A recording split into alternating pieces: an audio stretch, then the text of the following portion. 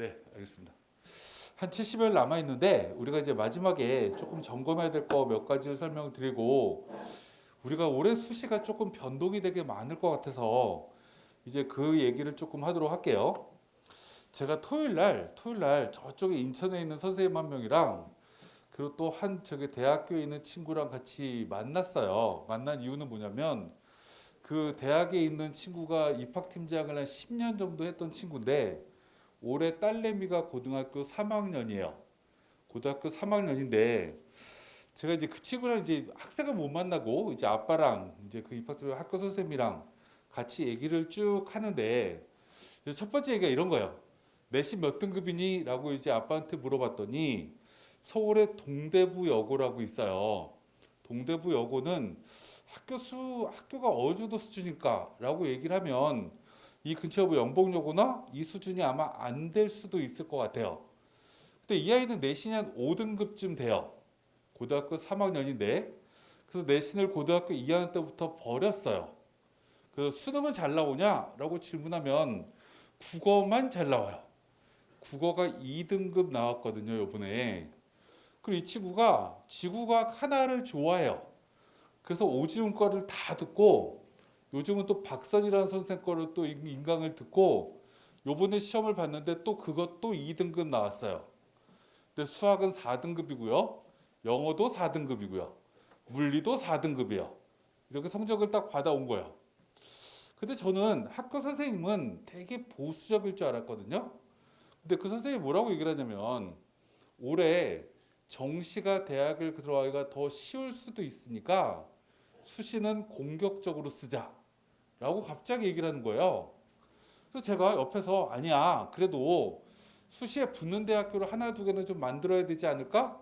라고 얘기를 쭉 하면서 여러 가지 얘기를 했어요.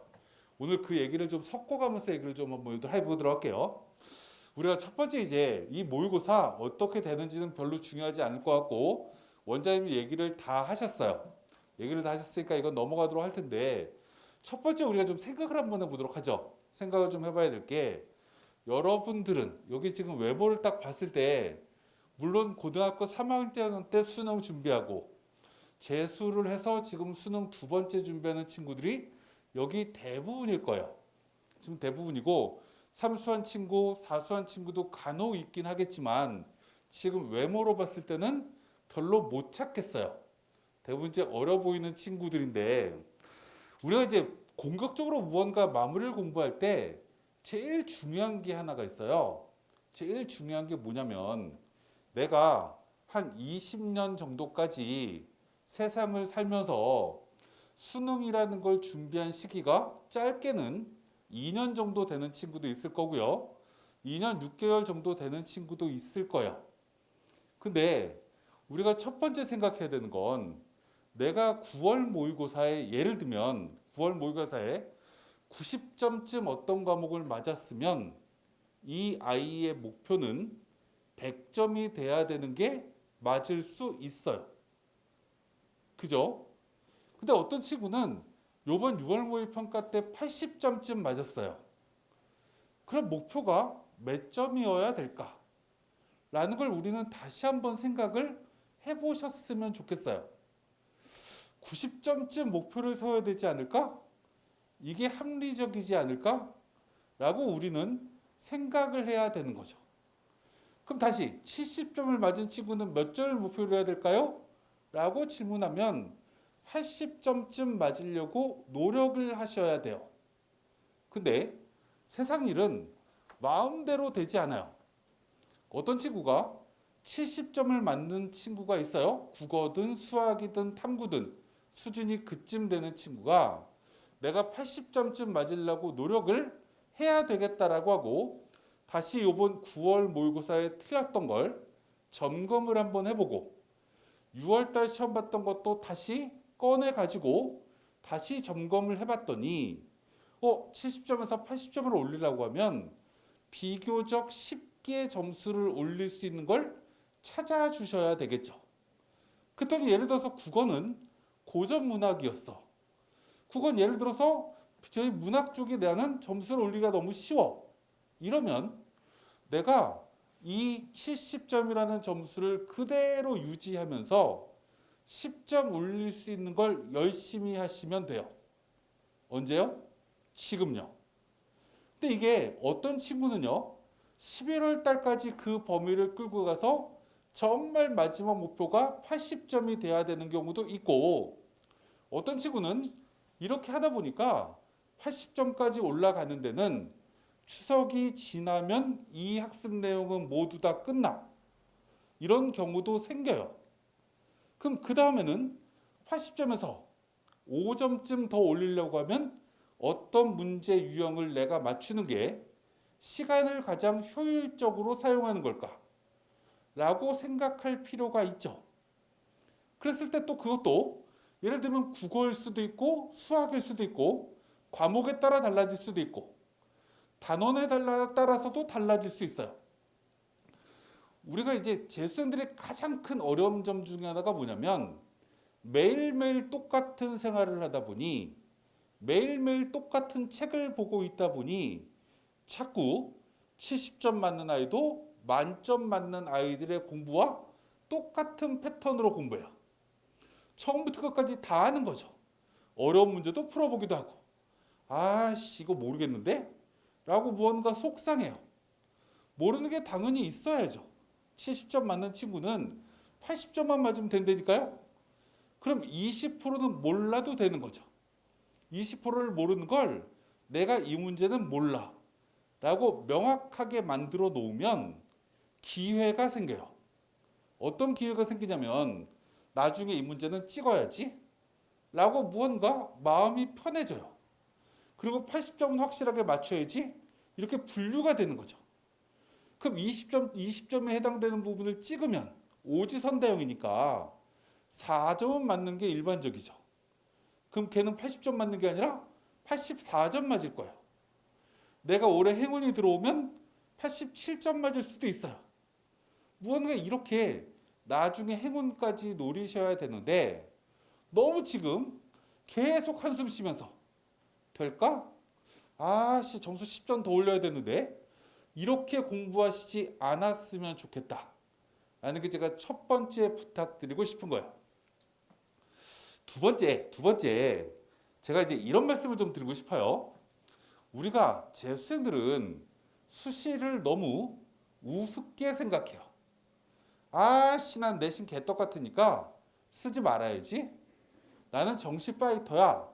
이렇게 생각하는 친구들이 되게 많아요. 그럼 예를 한번 들어보도록 할게요. 여기서 제일 가까운 학교 중에 하나가 아주대가 있어요.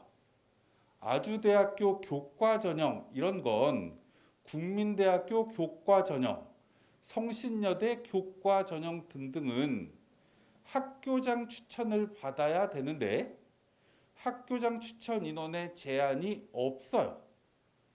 제한이 없다라는 얘기는 학교에 가서 추천서를 받아오면 누구나 다 받을 수 있다라는 얘기가 아니라 내가 예를 들어서 건국대학교 학교 추천 전형에다가 원서를 집어넣어요. 집어넣는데 내가 다니고 있는 학교가 예를 들어서 수일고등학교야. 수성고등학교야. 이런 고등학교에 나온 친구라고 하면 내가 지원했다라는 결과가 내 모교로 통보가 가요.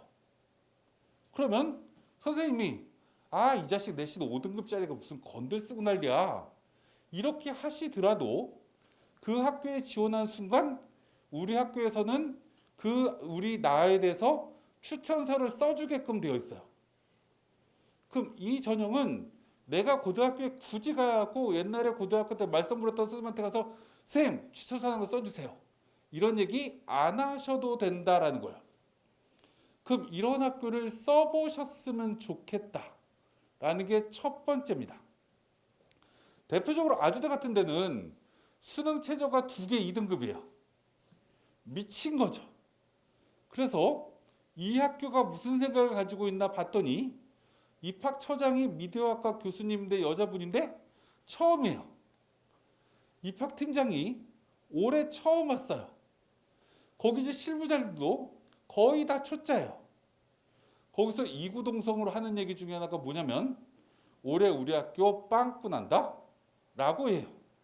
교과 전형에 내신이 5등급, 6등급도 붙을 수 있을 것 같은데? 라고 생각해요. 그러면서 못 뽑으면 정시로 넘기지 뭐. 이렇게 생각한다라는 거예요. 그래서 제가 이제 여러분들한테 이 얘기를 맨 처음에 하는 얘기 중 이유 중에 하나가 뭐냐면 재수생이니까 논술로 써야 된다.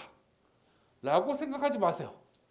첫 번째, 교과 전형을 잘 보실 필요가 있다. 라고 제가 말씀드리고 싶어요. 이 말씀을 왜 드리냐면 이런 거예요. 우리가 교과 전형이 작년까지 예를 들면 여기 있는 친구들의 상당수가 그래도 나는 좀 멀지만 지하철을 타고 뭐 예를 들어서 여기서 신분당선을 타면 계속 지하로 가지만 저쪽에 수원역이나 저쪽으로 가면 저기 뭐 노상에서 지하철을 타죠. 그게 무슨 지하철이야? 지상철이지. 그러다 한참 가다가 구로역까지는 계속 밖을 봐요. 영등포까지는. 근데 어찌됐건 난 그 지하철을 타고 서울에 있는 대학교를 가고 싶어. 라는 목표를 대부분 친구들이 갖고 있다라고 하면 원서를 우리가 하나하나 살펴봐야 되는 거죠. 살펴보는데 첫 번째, 예를 들면 홍익대 이런 대학교는 추천서를 받아야 돼요. 학생부 교과 전형. 학교마다 5명밖에 안 줘요. 그럼 내가 내 모교를 찾아가고 쌤, 홍대 추천서 안 남았나요? 이렇게 물어봐 봐야 벌써 다 배정했어요. 그럼 거기는 교과 못 쓰죠. 근데 건대는 쓸 수 있다고요. 건대가 2개 등급합 5예요. 수능 최저가. 근데 예를 한번 들어보자고요.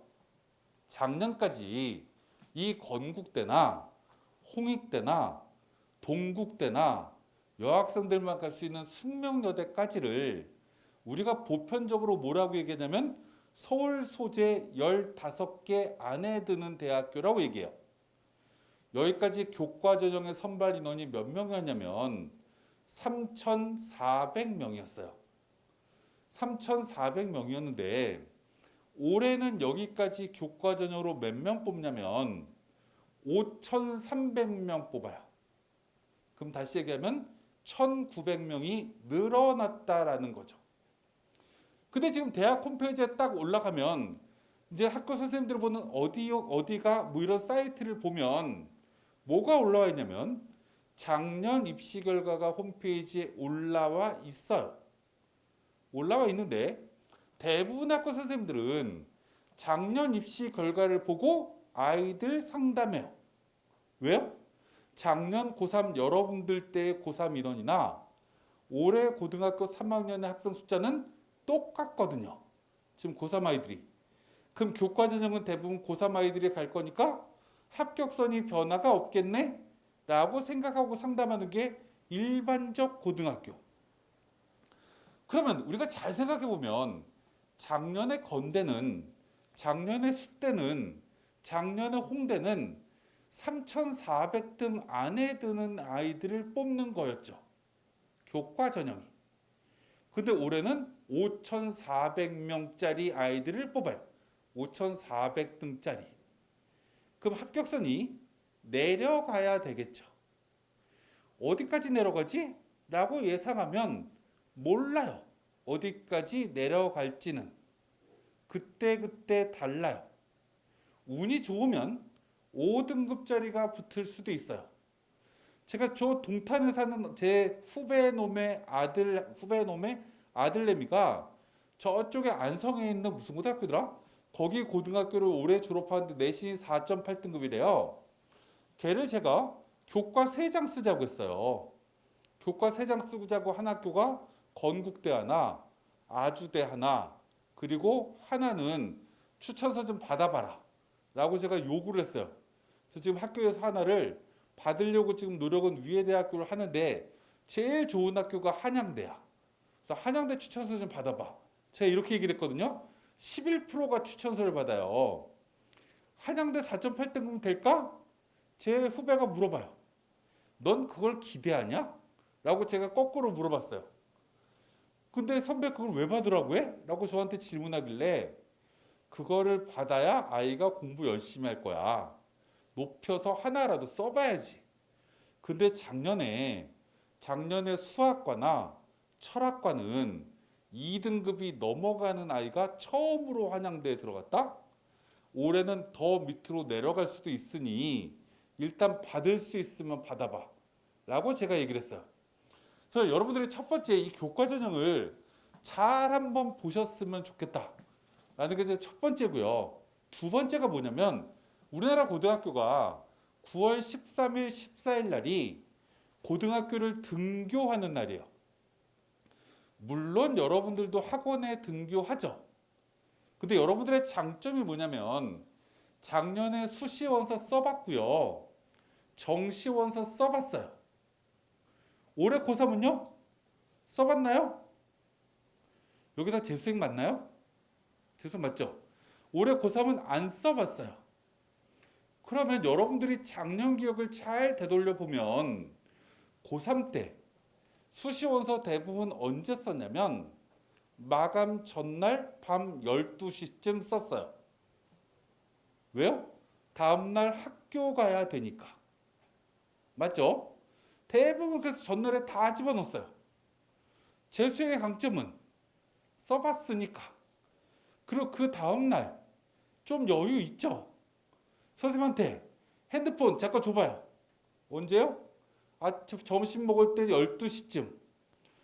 내가 쓰려고 했던 건대가 경쟁률이 생명학과를 가고 싶은데 생명과학과를 거기 과가 되게 많거든요. 생명과 관련된 학과가 쭉 봤더니 경쟁률 대박 낮은 데가 있어. 그럼 집어넣으시면 돼요. 공인인증서만 잘 장착을 시켜가지고. 그래서 여러분들은 눈치 작전 하실 수 있다라는 거야. 그래서 눈치 작전을 좀 하셨으면 좋겠다. 이 교과 전형 올해 경쟁률 낮으면 대부분 대학 빵꾸 난다. 왜냐면 올해 모든 대학교가 교과 전형을 처음으로 다 뽑거든요. 그래서 이걸 기본적으로 생각해 보셨으면 좋겠어요. 두 번째 종합은 여러분들한테 얘기 안 할 거고 논술은 나중에 얘기를 하도록 할 텐데 이제 우리가 하나씩 그 다음 얘기를 또 한번 해보도록 할게요. 여기 친구들 중에 6월달 모의고사보다 9월달 모의고사를 못 본 친구. 네. 얼마 없네. 그럼 잘 본 친구. 잘 본 친구 많네요. 오케이. 그럼 우리가 예를 한번 들어보도록 할게요. 제가 1997년부터는 종로학원에 있었어요. 그때 제가 맡고 있던 종로학원의 한 반에 120명인데 제가 97명을 서울대를 집어넣어 본 적도 있어요. 우리나라 기록이에요, 그게. 근데 예전에는 6월 달이 끝나고 9월 달이 끝나면 성적이 안 오른다라고 했어요. 제가 예전에는. 그러면서 뭐라고 했냐면 방어만 잘하자라고 얘기를 했어요. 근데 요즘은요, 상황이 완벽하게 달라요. 완벽하게 다르다는 게 무슨 얘기냐면 여러분들은 재수생이기 때문에 6월 달보다 9월 달 성적이 오른 친구가 상대적 비중이 많은 것 같아요. 근데 우리가 전체적 수험생으로 보면요. 6월 달보다 9월 달 성적이 오를 가능성이 적어요. 왜냐면 고3에 실업계 아이들이 빠지거든요. 9월 달 모의고사는. 그래서 성적이 내려갔다라고 생각한 아이들이 특히 재학생들이 더 많아요. 거기에 올해는 문과 친구들은 이 망할 놈의 수학이 이과 애들하고 한꺼번에 만들어지다 보니 이 모의고사를 보면 볼수록 시험을 잘 봤다라는 느낌이 안 들어요. 그럼 이 아이들이 어떤 생각을 하게 되냐면 수시로 대학 가야 되겠다 라고 생각하는 비중이 점점 늘어나게 되고요.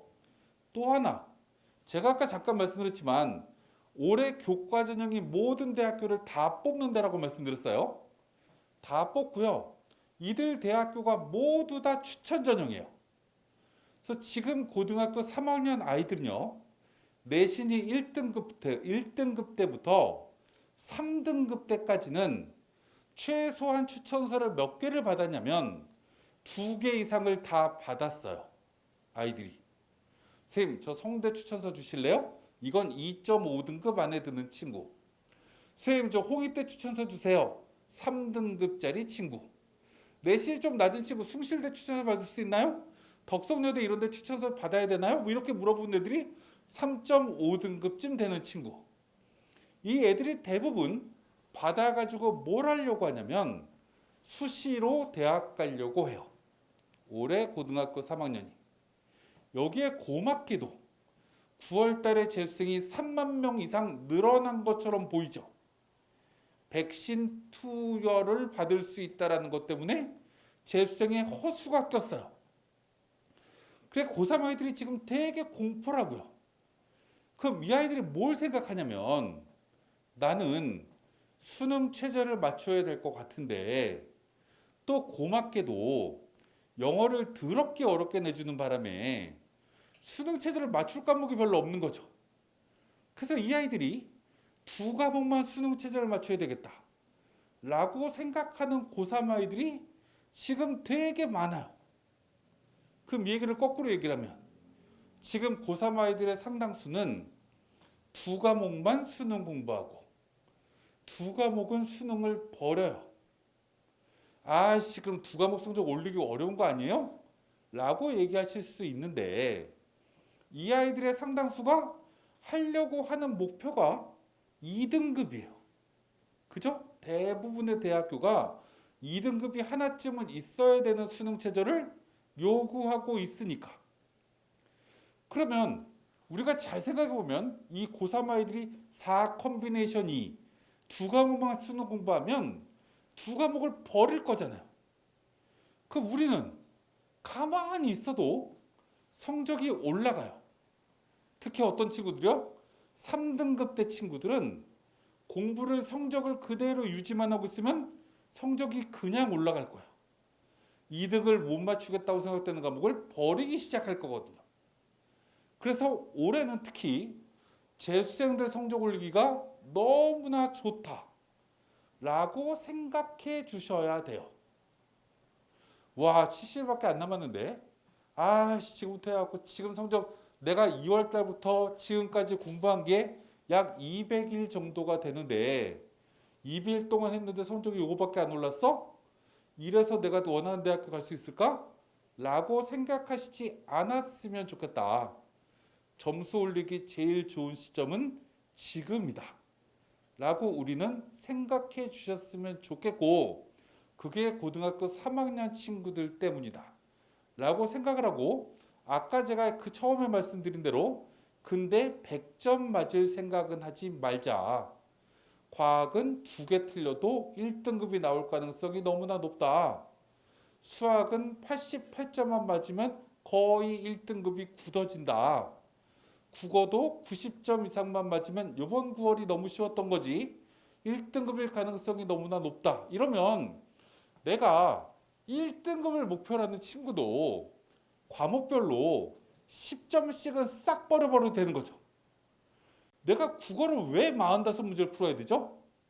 4개 버리고 풀면 시간에 80분이 너무나 여유가 있는데 내가 굳이 수학 문제를 30문제 다 풀려고 해갖고 더하기를 빼기로 계산하는 미련한 짓을 왜 해야 되냐고요.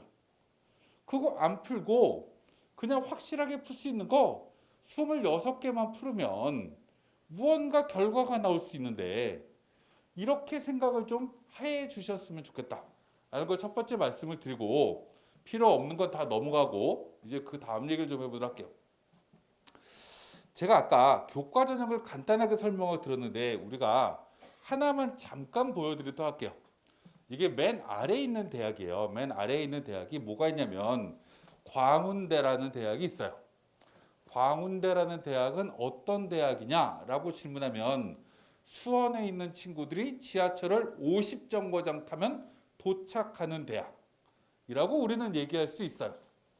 근데 이 대학이랑 바로 위에 있는 숭실대학이랑은 우리가 보편적으로 자연계의 위상은 두 개 대학교 차이가 조금 적어요. 왜? 옛날에 광운대는 전자공학과 등등이 꽤 인기 있는 학교이기 때문에 문과 쪽은 아무래도 숭실대가 좋다라고 얘기해요. 좋다라고 얘기하는데 작년에 이 두 개 대학교에 70% 컷이에요. 문 닫고 들어간 애가 아니에요.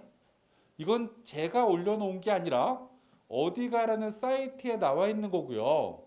실제로는 4등급 이하의 아이들이 붙었어요. 이들 대학에.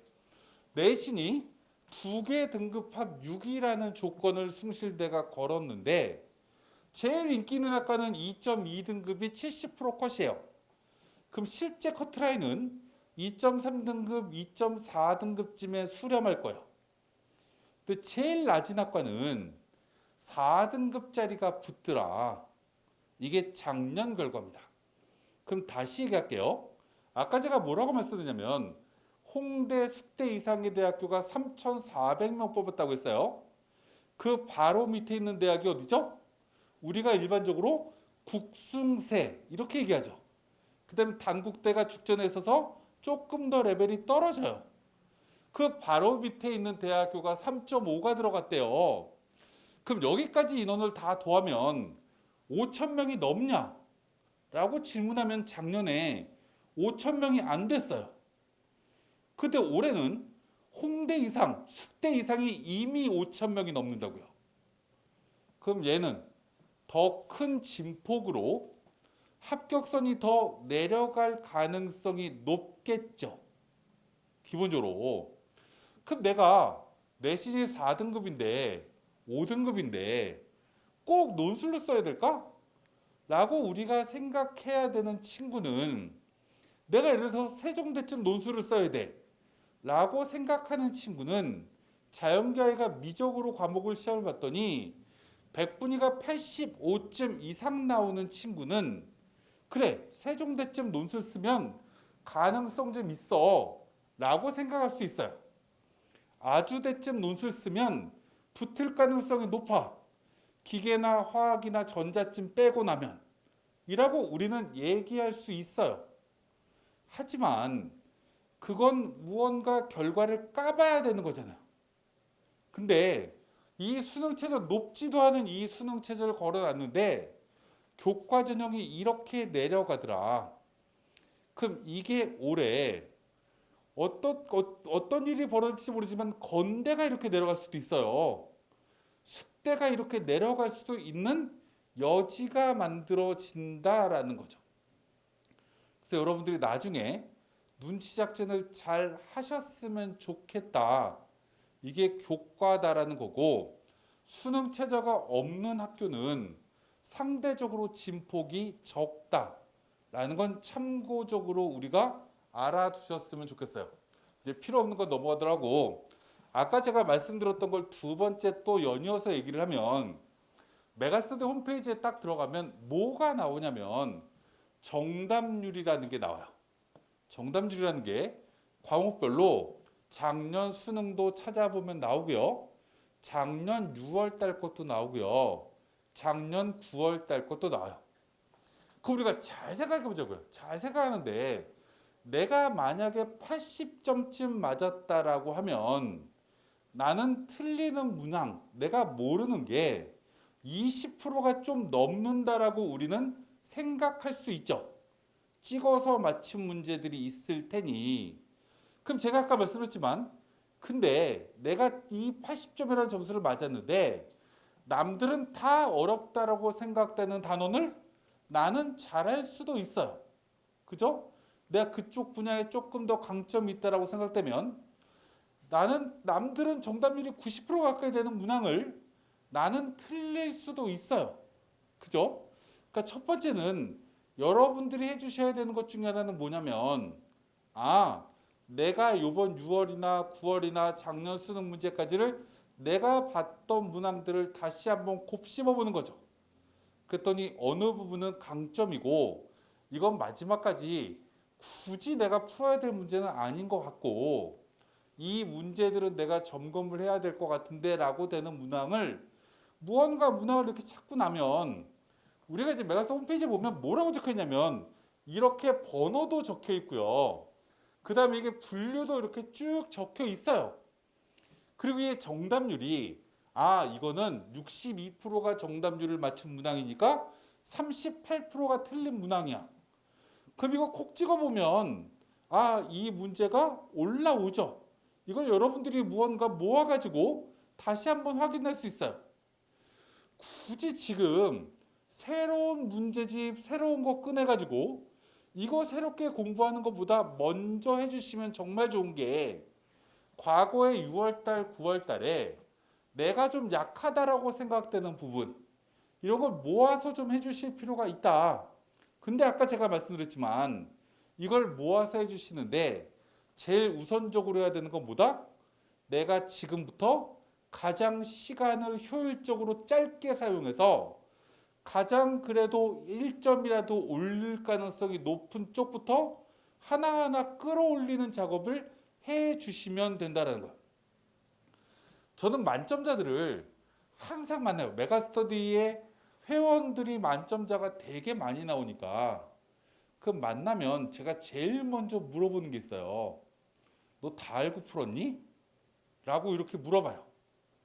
그랬을 때 여태까지 다 알고 풀었어요 라고 하는 아이가 작년에 한 명 있었어요. 작년 만점자가 9명이었나? 제가 정확하게 기억이 안 나는데 한 명밖에 없었고 나머지 친구들은 두세 문제가 긴가민가 했는데 운 좋게 맞았어요 라고 하는 아이들이 대부분이에요. 만점자들도 모든 걸 다 완벽하게 알지 못한다고요. 그러니까 여러분들도 수능까지 모든 걸 완벽하게 다 끝내고 갈 수 있는 상황이 아니에요. 그래서 제가 이제 문제를 집어넣은 게 2등급 목표하는 친구는 2등급짜리랑 1등급짜리랑 갈리는 문제들이 이런 거니까 요거를 맞춰서 1등급을 노려보자. 1등급으로 더 올라가려고 하면 이런 문제를 맞추면 된다. 이렇게 분류를 쭉 내림차수로 할 수 있어요. 홈페이지 들어가면. 그럼 이걸 가지고 하나하나씩 뭔가 확인해 주셨으면 좋겠다. 수학 문제도 마찬가지예요. 제일 미련한 친구들이 지금 이런 거 하는 거죠. 수학 문제집을 딱 꺼내놓고 문제를 풀려고 문제를 딱 읽었어요. 그리고 바로 푸는 게 아니라 딱 읽어봤더니 이 문제는 머릿속에 벌써 그림이 그려져요. 기승전결 이건 이런 식으로 풀리면 정답이 나올 거야 라고 확신이 드는 문제가 있어요. 성적이 좀 낮은 친구들은 2점짜리 좀 쉬운 거 1번부터 14번 안에 드는 건 그렇게 생각되는 문제가 많을 거고 뒤로 가면 갈수록 그런 문제가 줄어들겠죠. 성적이 낮은 친구들은. 성적이 좀 높은 친구들은 뭐 21번, 29번, 27번 이런 거 몇 개 빼고 나머지가 그럴 거예요. 문제집을 딱 봐도 그런 거죠. 내가 어떤 문제를 딱 끊어놓고 문제를 딱 봤더니 이 문제는 풀 수 있어. 머릿속에 이 문제를 풀려고 하면 기승전결 이렇게 푸는 거다 라고 대충 윤곽이 나오는 문제는 굳이 팔 두꺼워지게 푸실 필요 없어요. 지금 풀어야 되는 문제는 어떤 거죠? 문제를 딱 봤더니 이거는 풀 수 있을지 없을지 모르겠는데? 라고 생각되는 문제를 풀어야죠. 어떤 문제를 딱 봤더니 이 문제를 풀려고 하면 오늘 성격 더러워지겠는데? 라고 생각되는 문제는 안 푸시면 돼요. 그 문제도. 아까 제가 얘기했지만 점수를 88점 목표라는 친구면 어려운 거 3개, 4개를 버리고 공부하면 되는 거예요. 그럼 나머지를 완벽하게 풀면 되는 거기 때문에 이렇게 무언가 관리하면 되고 내가 확실하게 문제를 딱 보면서 그림이 그려지는 건 뭔가 해설지를 뒤로 빼가지고 마치 내가 그린 거랑 그래서 해설지랑 비교해 보시면 돼요. 내 생각이랑 똑같네? 이러면 넘어가면 되고 이건 내 생각이 좀 다른데? 이러면 이거 이따가 점심 먹고 다시 한번 이건 풀어봐야 되겠다 라고 뭔가 체크를 해놓든지 효율적으로 시간을 좀 사용하셨으면 좋겠다. 이제 필요 없는 건 넘어가더라고. 그 다음 얘기를 한번 보도록 할게요. 올해 과학탐구 어려울 것 같아요. 사회탐구도 어려울 것 같아요. 작년에 비해서. 특히 우리가 문과 쪽에서 사회탐구는 다 맞아 1등급이었던 게 최근 3년이에요. 보통 6과목 정도가. 근데 올해는 왜 어려워질 거라고 예측이 되냐면 서울대랑 연대가 표준 점수 반영한다라고 했어요. 정시 모집에. 그럼 이 얘기의 원래 서울대 시작은 뭐였냐면 투 선택하는 아이들이 백분위가 너무나 불리하다 보니 그냥 표준 점수로 활용하는 게 불리함을 적게 하겠다라고 발표한 거지만 실제 이제 평가원은 서울대 입시 요강이 이렇게 바뀌면 이 시그널을 생각을 해요. 이 시그널이 그러면 다 맞았는데 백분위가 97, 다 맞았는데 백분위가 94 이렇게 나오는 건 지양해야 되겠다라고 생각하는 거예요. 그래서 최근에 이번 9월 모의평가에 특히 사회탐구가 역대로 가장 어려웠던 시험이었던 거죠. 그래서 이번에 지금 마지막으로 생각해야 될 것 중에 하나가 이 사탐 과탐이 과거보다 조금 어려워질 가능성이 있다라고 생각하시고 준비하셨으면 좋겠어요. 근데 여기에 중요한 것 중에 하나는 이런 거죠. 중요한 건 이 사탐 과탐이 수시에서 백분위로 반영되는 것도 등급으로 반영되는 것도 정말 중요하지만 정시로 가면요. 정시로 가면 여기 국민대가 있어요. 그리고 단국대가 있고요. 가천대가 있어요. 우리가 국민대보다 레벨이 떨어지는 대학, 다시 얘기하면 홍익대, 숙명여대 이상의 대학을 빼고 그 바로 밑에 있는 국민대, 세종대, 숭실대, 단국대 여기서부터는 절반의 대학교는 국어, 수학, 탐구가 모두 다 표준 점수를 반영하거나 모두 다 백분위를 반영해요. 이렇게 대부분 대학들이 나누어져 있어요. 학교 레벨이 점점 수원 쪽에 가까워지면 백분위 반영하는 대학교가 훨씬 많아져요. 그럼 우리가 여기 있는 친구들 중에 나는 수원에서 나고 자라서 수원 쪽에 있는 대학교 가야지 이게 만약에 목표인 친구라고 하면 아주대, 경희대, 수원 빼고 뭐 경기대 등등 단국대 등등 이 레벨 밑에 있는 대학교는 대부분 다 백분이에요. 근데 우리가 잘 생각해 보면 국어나 수학은요. 원점수가 100점짜리 과목이죠. 그리고 원점수가 100점짜리고 백분위도 100점짜리로 배열해요. 그러면 내가 국어를 100점에서 90점 맞으면 백분위도 90 근처에서 놀아요. 수학도 마찬가지고요. 근데 탐구는 50점에서 하나를 틀려서 47점을 맞으면 3점밖에 안 틀렸지만 백분위는 통계적으로 6점이 내려가죠. 왜요? 50점짜리 과목을 백분위 100으로 환산하는 거니까 이 탐구는 한 문제 2점짜리, 3점짜리가 백분위로 반영했을 때는 4점, 6점의 갭이 생겨요. 그래서 올해 이 탐구가 정말 중요해지는 입시 상황이 될 거다라는 건 학교가 레벨이 떨어지는 친구들, 이제 이쪽에 국민대보다 레벨이 떨어지는 대학을 가야 되겠다라고 목표하는 친구는 마지막에 탐구에 조금 더 신경 써주셨으면 좋겠어요. 신경 써주셨으면 좋겠는데 이들 대학교의 또 상당수는 국민대, 단국대 이런 데 빼고 가천대, 경기대 2레벨까지 내려오면 또 탐구가 한 과목으로 또 바뀌어요. 그러니까 한 과목부터 잘하시면 돼요. 두 과목 공부 열려갖고 80, 80 이렇게 백분위 맞으면 망한 거예요. 차라리 90, 70 이렇게 맞는 게 훨씬 더 낫다. 누가요? 가천대 레벨 이하의 대학교를 목표로 하는 친구는 이것까지 감안해 주셨으면 좋겠고요.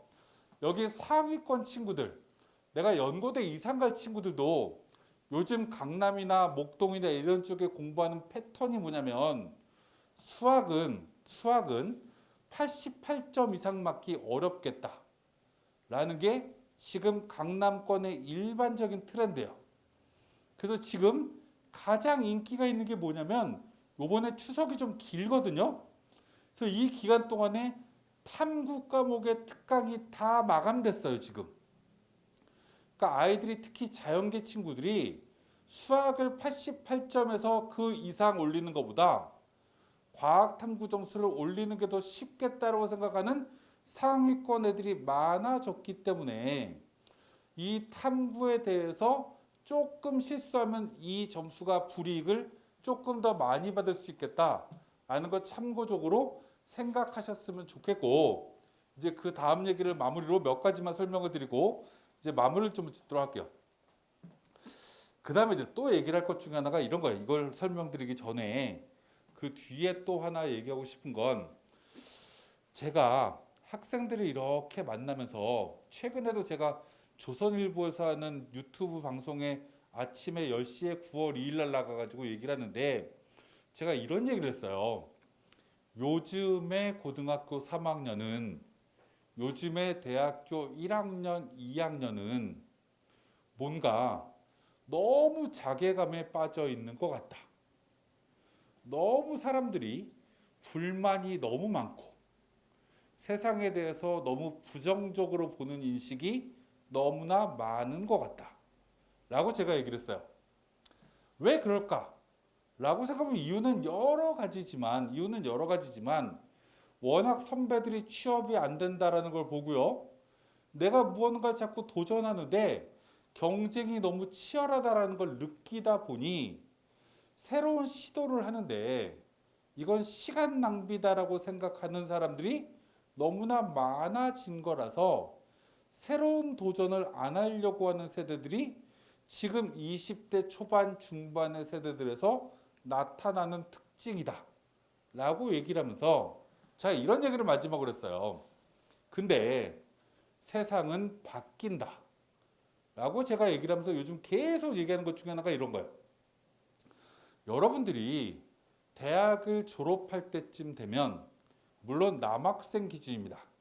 남학생은 군대 2년을 갔다 오니까 남학생이 대학을 졸업할 때쯤 되면 누가 은퇴를 하냐면 제 친구들이 은퇴해요.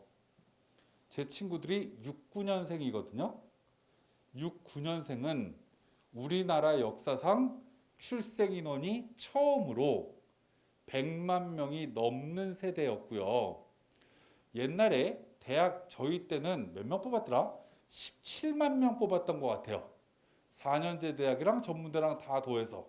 학교가 없었거든요, 그때는. 그때 학력고사를 본 인원이 70만 명이 넘었어요. 근데 이 세대가, 100만 명이 넘는 세대가 은퇴를 해요. 언제가 되면요? 한 8년쯤 지나면. 70년도 100만이 넘어가고요. 71년도 100만이 넘어가고요. 72년도 100만이 넘어가요. 우리나라 출생인원이 4년 동안이 피크를 치거든요. 64년생부터 90만 명이 넘어요. 근데 여러분들은 50만 명 태어난 세대예요. 50만 명 태어난 세대라서 여러분들의 미래는 너무나 밝아요. 너무나 밝아서 지금 공부하는 게 너무 어렵다고, 내가 원하는 대로 성적이 잘 안 나온다고 너무 자괴감 가지실 필요 없어요. 나중이 되면 여러분들을 위한 여러 가지 혜택이, 취업이건 여러 가지 혜택이 곳곳에서 나올 거예요. 그러니까 조금만 마지막에 노력을 해주셨으면 좋겠고, 노력한다라는 건 이런 거예요. 제가 저희 애한테도 항상 하는 얘기 중에 하나가 뭐냐면, 그럴 수도 있지예요. 무언가를 도전했는데 노력을 열심히 했는데 결과가 안 좋잖아요. 그럼 그럴 수도 있지 뭐 라고 얘기할 수 있어요. 노력을 열심히 하면. 그러고 결과에 승복하고 또 다른 도전을 해보면 돼요. 근데 요즘 친구들은 이렇게 생각하는 게 아니라 결과에 매몰돼요. 그러지 않았으면 좋겠다는 말씀을 드리면서 이제 그 다음 얘기를 한번 시작하도록 할게요. 우리가 논술 얘기를 한번 해보도록 할게요. 여러분들이 고등학교 3학년 때 논술을 써야 되겠다 라고 생각했던 경험을 가진 친구가 별로 없을 거예요. 여기 있는 친구들이 강남에 가면 지금 논술 학원들이 거의 보릿고개를 넘어가고 있어요. 입에 풀칠하기가 굉장히 어려운 게 지금 현재의 상황이에요. 왜 그럴까라고 생각해 보면 현행 입시가 완벽하게 두 방향으로 나눠져 버린 거죠. 내신이 중요해, 수능이 중요해. 그래서 5대 4로 내신으로 뽑는 전형이 50%, 수능으로 뽑는 전형이 40% 가까이로 이렇게 나눠져 있어요. 그러다 보니까 이 논술이 요즘 친구들한테 굉장히 준비할 필요가 없다라고 생각하고요. 여기에 기름을 부은 게 뭐냐면 올해 고3 여러분들 입시부터 작년에 비해서 논술 전형의 선발 인원이 서울의 주요 대학교는 서울 소재 대학교는 작년보다 20% 인원이 줄었어요.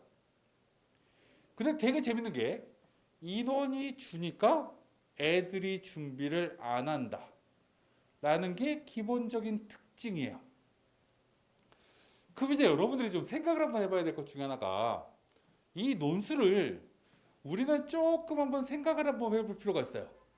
아까 제가 동대부고 다니는 여학생 얘기를 잠깐 했는데 걔 아빠가 중앙대학교 지금 인사팀장이에요.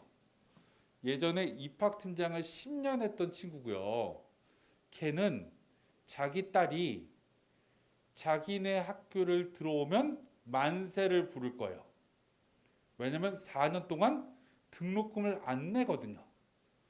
중앙대 입학팀장, 중앙대 교직원이 중대를 가면 등록금이 면제고요. 중앙대 입학팀장이 예를 들어서 동국대 가면 등록금을 4년 걸 다 내야 돼요. 그러니까 중대를 진짜 보내고 싶은 거죠.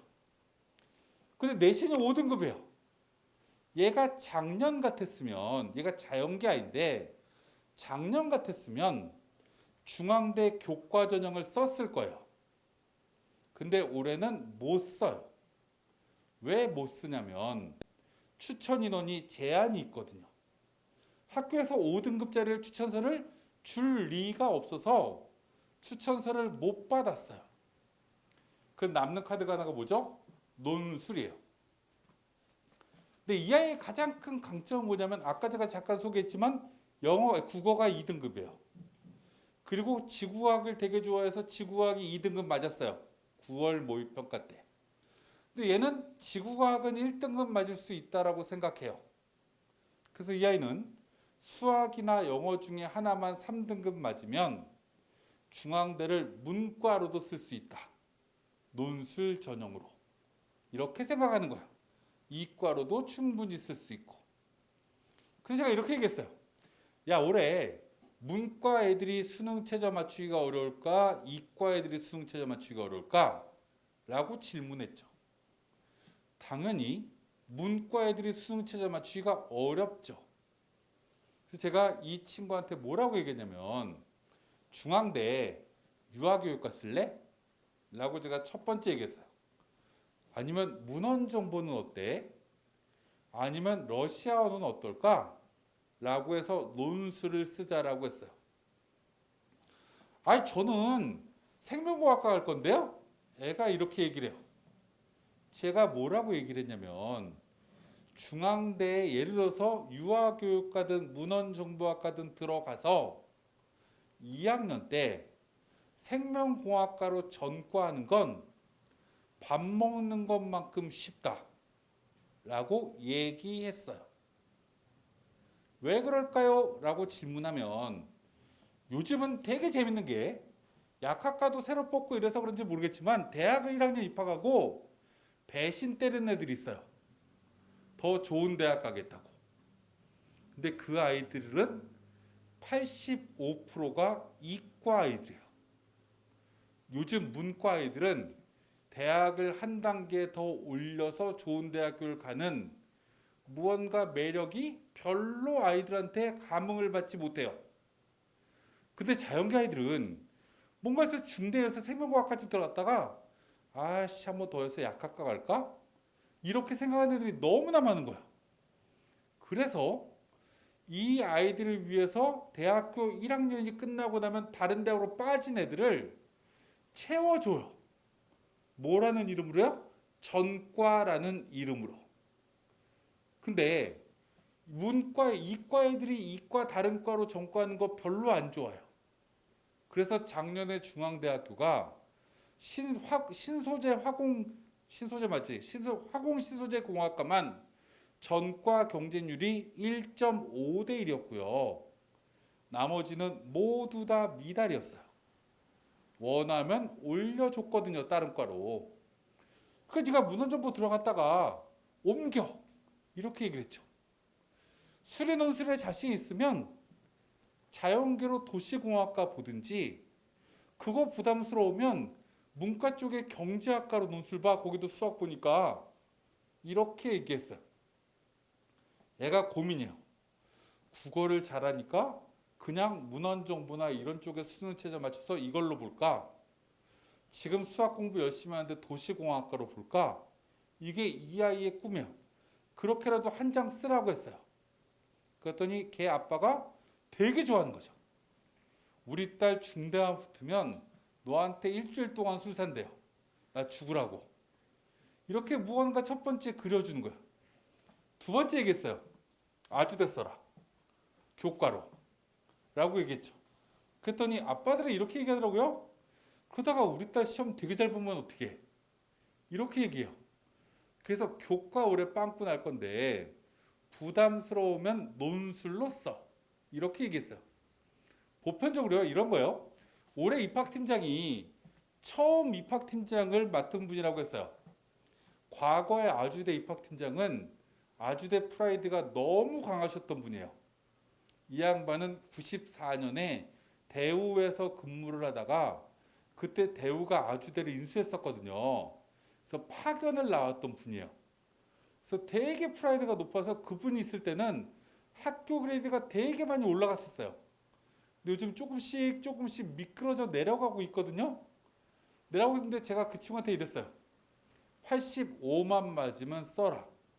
라고 얘기를 하면서 두 번째 이런 얘기를 했어요. 근데 아주대 논술 말고 서울 쪽으로 논술 가고 싶으면 동국대 같은 데 쓰면 정말 좋을 것 같아. 무슨 과 쓰냐면 물리 반도체나 건설 환경 써. 라고 제가 얘기했죠. 생명공학 갈 건데요. 자꾸 애가 얘기를 해요. 동국대는 부처님의 자비로 전과가 다 되고 물리 반도체랑 건설 환경학과는 다른 학과에 비해서 논술 점수가 20점이 낮아. 그러니까 붙기가 제일 쉬워. 라고 얘기를 했어요. 그럼 여기서 우리가 또 한 번 생각해야 될 거. 자연계 논술은 수리 논술이기 때문에 우리가 생각하는 서열대로 논술 점수가 쭉 내려와요. 보통 전자, 화학, 기계 이 순서대로 점수가 높아요. 저 밑에 우리가 학교 레벨이 연대나 고대 이상을 빼고 나면 나머지 학교는 수학과가 점수 낮은 편이죠. 물리학과 점수 낮은 편이고요. 이렇게 비인기 학과는 점수가 낮아요. 그럼 낮은 학과를 들어가서 전과가 되나? 라는 걸 우리는 한 번쯤 다 확인하실 필요가 있죠. 그럼 예를 들면 이런 거예요. 나는 무슨 수를 써서라도 고려대학교 수능 최저 4개 등급 한파를 맞추고야 말 거야. 이러면 쓰시면 돼요. 무슨 과로요? 간호학과로. 가정교육이나. 이렇게 쓰시면 돼요. 쓰고 만약에 붙었는데 난 간호 진짜 못 다니겠는데? 이러면 전과 하시면 돼요. 이 고대도 전과가 돼요. 이게 작년부터 시작됐거든요. 전과가 안 되는 학교는 성대, 서강대 정도밖에 지금은 없어요. 그리고 나머지 대학도 지금 한양대나 경희대나 이런 데는 쉽지 않을 수 있어요. 근데 중대 같은 경우는 안성에서 서울로 올라오는 게 어렵고요. 이렇게 일부 어려운 학교가 있는데 그 학교는 여러분들이 지양하시면 되고요. 대부분 학교는 다 돼요. 올해 처음 보는 가천대 논술 제일 낮은 과 쓰시면 돼요. 거기 뭐 소방방재 뭐 이러다가 써가지고 붙었어. 그럼 1학년 때 조금 학자 한 3.0만 들어가고 학과 내가 원하는 대로 컴퓨터건 금융수학이든 바꿔서 올라가면 돼요. 이렇게 올라가서 준비하시는 걸 고려하시면 된다. 자연계 논술은 학과 서열대로 매겨진다. 하지만 반면에 문과는 학과 서열이 파괴됩니다. 논술 전형에서. 특히 수능 뒤에 보는 학교는 모두 다 그래요. 제일 논술 점수가 높은 학과는 철학과입니다. 대부분의 대학교가 그래요. 아이들이 그 대학을 들어가고 싶은 심리가 문과 애들은 너무나 많아서 다른 학과랑 융합하기 제일 쉬운 학과가 뭐지? 해서 찾는 게 철학이에요. 사학이고. 그래서 그런데 웬만하면 쓰시려고 하시지 말고 애들이 기피하는 학과이거나 맨 꼭대기 학과 쓰세요. 차라리.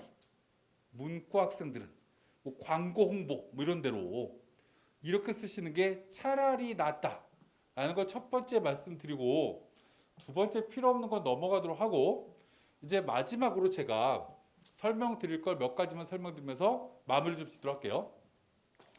이게 뭐냐면요, 마지막까지 경쟁률이에요. 정말 이러시면 안 되는 것 중에 하나가 뭐냐면, 여기 지금 맨 꼭대기에 물리학과가 있고요, 여기 위에서 네 번째가 생명과학과가 있어요. 원서흡수 첫날 나머지 학과들은 제일 낮은 학과가 0.6대 1, 0.75대 1 이렇게 또 학과도 있는데, 이 생명이랑 물리는 첫날부터 5대 1이 넘어갔어요. 왜 그럴까? 라고 질문하면 이 두 개 학과가요, 2020학년도에 합격자 평균 점수가 제일 낮았던 학과예요. 전년도에 합격자가 제일 낮았거든요. 그랬더니 모든 학생들이 와, 여기는 1.8등급이 들어가네. 나머지 학과는 1.2등급, 1.3등급인데 나는 1.6등급밖에 안 되니까 저기밖에 쓸 데가 없구나 라고 생각해서 두 군데 다 몰빵을 해버려. 진짜 미친 짓이죠. 오늘 비가 왔어요. 지금 비가 와요. 내년 오늘도 비가 올까요? 날짜가 똑같은 날도? 이렇게 생각하면 미련한 짓인 거죠. 근데 왜 작년에 빵꾸 났다고 이런 학과를 쓰죠? 라고 생각하시면 이제 우리가 이 경쟁률을 보는 방법이 생겨요. 우리가 예를 들어서 건국대를 쓸 거야, 국민대를 쓸 거야, 아주대를 쓸 거야, 이런 성신여대를 쓸 거야, 이런 데를 쓸 거라고 하면 제일 먼저 보셔야 될 건 작년에 합격자 성적이 제일 낮았던 학과는 지우세요. 이건 아니고 제일 높았던 학과부터 내림차순을 쭉 해보는 거죠. 그래서 예를 들어서 국민대를 딱 봤더니 자연계 자동차공학과가 제일 높아. 만약 이래요. 그럼 우리가 생각해 보는 거죠. 이건 수긍할 수 있는 결과인가? 라고 해서 수긍할 수 있는 결과면 이 내신을 그 전년도 것도 보시면 돼요. 그랬더니 비슷해. 아, 이 학과는 제일 인기 있는 학과니까 이쯤 나오는구나. 근데 그 다음에 예를 들어서 그 다음에 우리가 보편적으로 생각을 하면 자동차와 관련된 기계학과가 또 두 개인가가 있어요. 거기가 합격자 성적이 높게 나와야 되는데 발효융합학과가 높아. 만약에. 그럼 이상한 거죠. 이게 왜 높았을까 작년에? 이렇게 해서 그 전년도 거를 찾아보면 전년도 게 반드시 빵꾸 났어요. 빵꾸 나서 높아진 거야. 올해 제가 자신 있게 폭발한다라고 얘기할 수 있는 학과가 어디냐면 인하대학교에 가면 수학교육과가 있어요. 작년에 교과 전형이 4등급 넘어가는 게 평균이에요. 작년에 완전 빵꾸 났거든요. 인하대 수학교육과.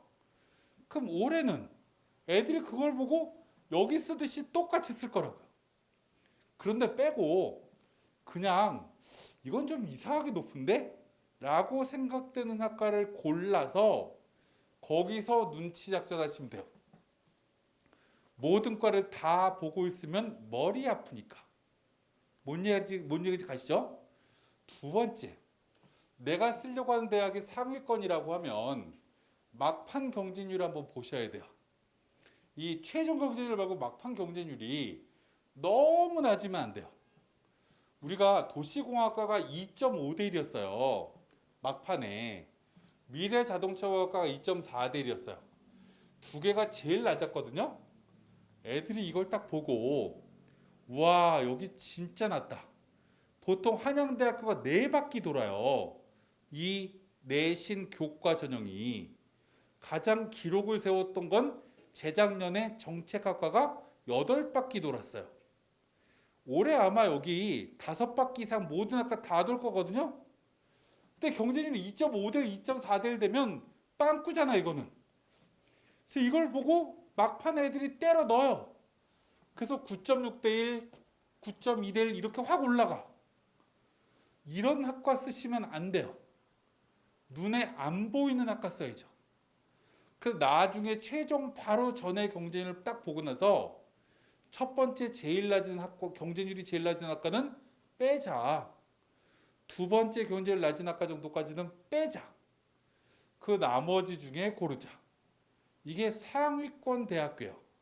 상위권 대학이라고 우리가 얘기할 수 있는 대학교는 여러분들이 쓸 수 있는 대학교 중에는 이 경희대, 외대, 시립대 이 레벨 이상의 대학교 중에 쓸 수 있는 데가 만약에 있으면 이렇게 보시면 되는데 이제 학교가 좀 내려가면 세종대쯤 이렇게 내려가거나 건대쯤 이렇게 내려가면 막판에 눈치 작전이라는 거 없어요. 이건 그냥 애들이 전날 다 때려 넣거든요. 그러니까 마지막 날 경쟁률 낮은 대로 원서 잘 쓰시면 될 것 같아요. 그래서 여러분들이 교과 전형 원서 쓸 때 건대를 보시든 국민대를 보시든 그 레벨 가천대를 보시든 이렇게 레벨을 볼 때 12시나 2시쯤 경쟁률 딱 보고 경쟁률이 낮은 학과쯤 있으면 3, 4대 1밖에 안 나온다. 4, 5대 1밖에 안 나온다. 라고 하면 과감하게 집어넣으시면 되고요. 수능 최저가 생각보다 높은데? 라고 생각되는 학교는 50%가 수능 최저 못 맞춰요. 참고적으로 경희대학교에 이 국제 캠퍼스가 2개 등급하면 5잖아요. 작년에도 그렇고 올해도 그래요.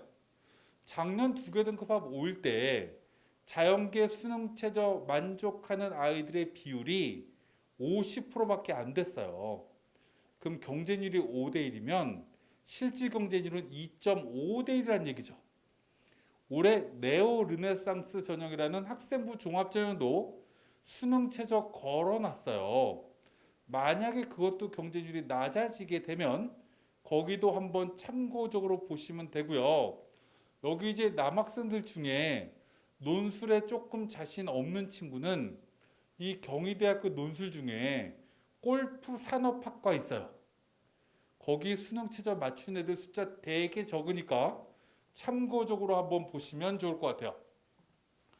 이제 마지막으로 논술 우리가 또 한번 얘기를 해야 될 것 중에 하나가 이런 거예요. 저는 대학의 서열이 중요하지 않다라고 생각하는 사람이에요. 그리고 저는 문 닫고 들어가는 게 좋다라고 질문하면 좋냐라고 질문하면 좋지 않다라고 생각해요. 내가 어떤 대학교를 겨우겨우 들어가잖아요. 그러면 3월 달에 좋아요. 정말. 와, 내가 문 닫고 들어가서 이렇게 좋은 대학교를 들어가서 너무 좋아요. 그리고 문과 친구들은 문 닫고 들어가면 좋아요. 근데 자연계 친구들은요. 내 위치보다 너무 좋은 대학교를 들어가면 학업을 쫓아가기가 생각보다 어려워요.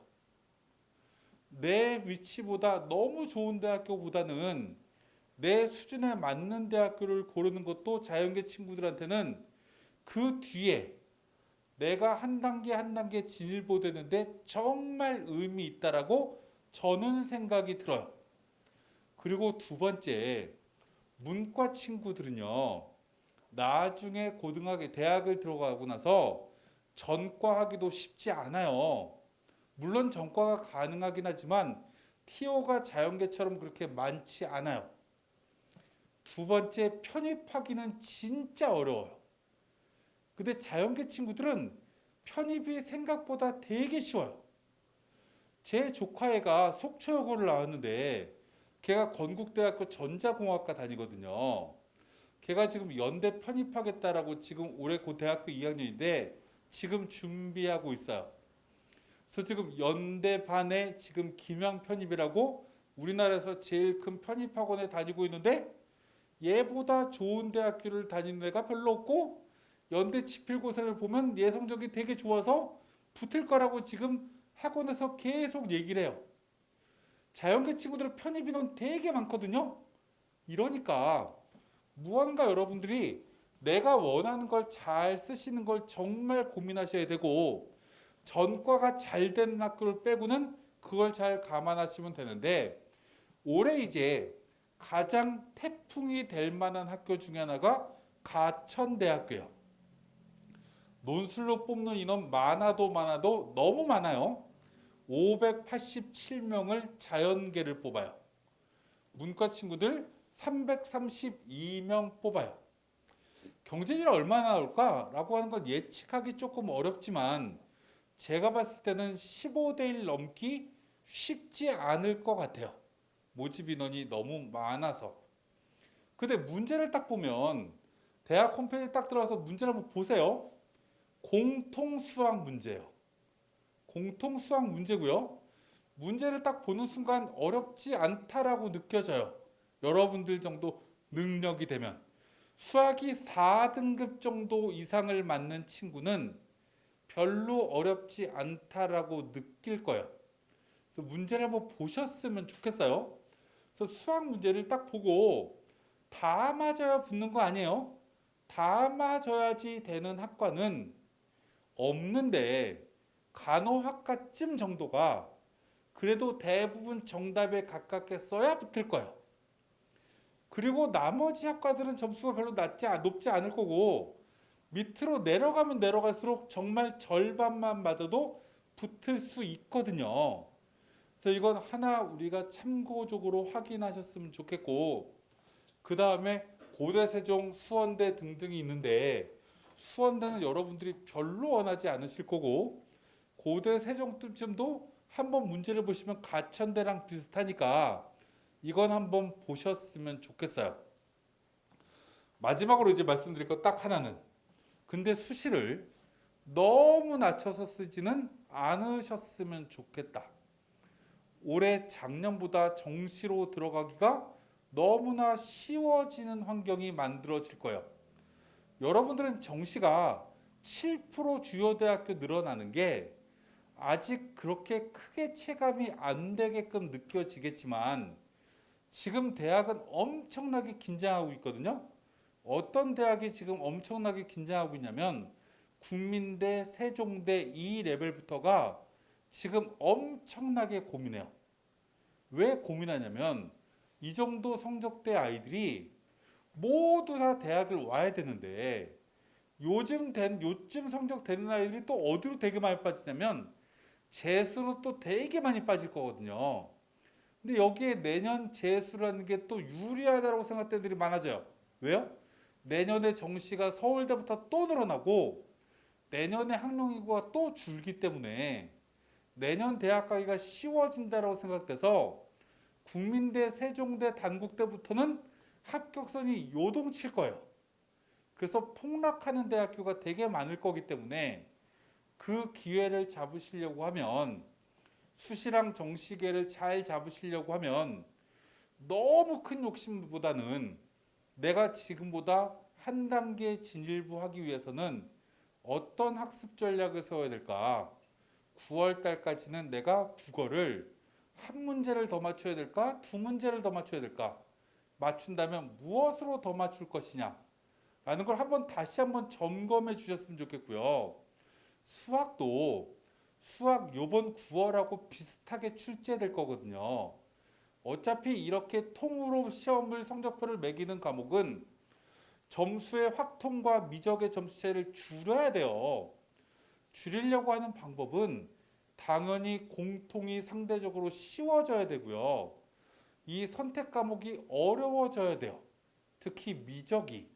그래서 자연계 친구들 요번 9월이 그랬다라고 느꼈을 거기 때문에 9월 정도의 난이도에서 내가 어떻게 한 문제를 더 맞출 수 있을까를 잘 고민하시기 바라고, 마지막으로 탐구 정말 지금 난이도보다 올라갈 수 있다라는 걸 가정하고 잘 준비하셔서 올해 꼭 좋은 결과 얻으시길 진심으로 바라면서 전 이 정도로 오늘은 마무리를 좀 하도록 하겠습니다. 감사합니다.